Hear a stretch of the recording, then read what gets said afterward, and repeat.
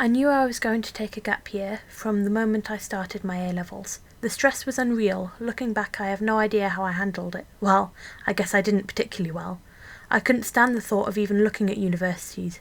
My entire focus was on my exams and my grades. I felt like I always had to be doing something to revise, and often I was working from 9 in the morning until 10 at night. I even had flashcards for the bus. My school was an exam factory, which didn't help. A few months before our first set of exams, the head of sixth form stood up in front of all of us and told us that if we weren't having a mental breakdown, we weren't doing A-levels right.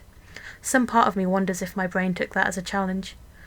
To be fair to them, when I started having panic attacks and hallucinations to get visibly mentally ill, they tried their best to help, but they couldn't see into my head, couldn't figure out what I needed, and often made things worse.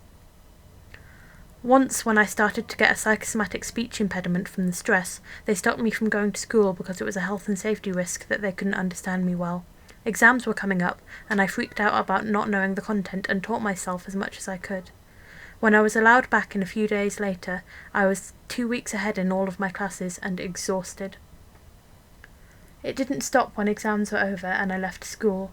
It took me weeks to stop sitting down at my desk ready to do some past papers before realising it was too late to help anything. Months to stop waking up in the middle of the night thinking about homework due the next day. Eventually, Mum got fed up with me never leaving the house and dragged me down to Scotswood Natural Community Garden to volunteer. She knew it was the right place for me.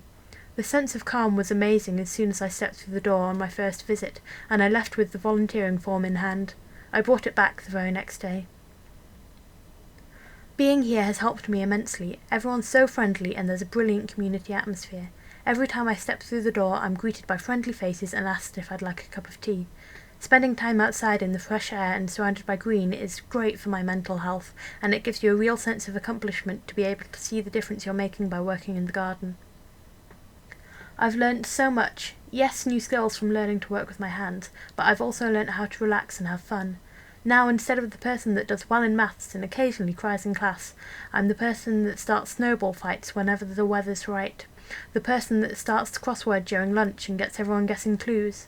I'm a good cook who enjoys making food for other people. Apparently I'm really good at job interviews. Who knew?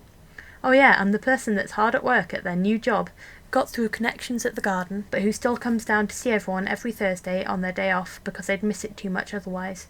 I'm stronger and more confident, but most of all, I'm the person with lots of friends down in our little corner of Newcastle. I'm more than just an exam statistic, and it's more than just a garden.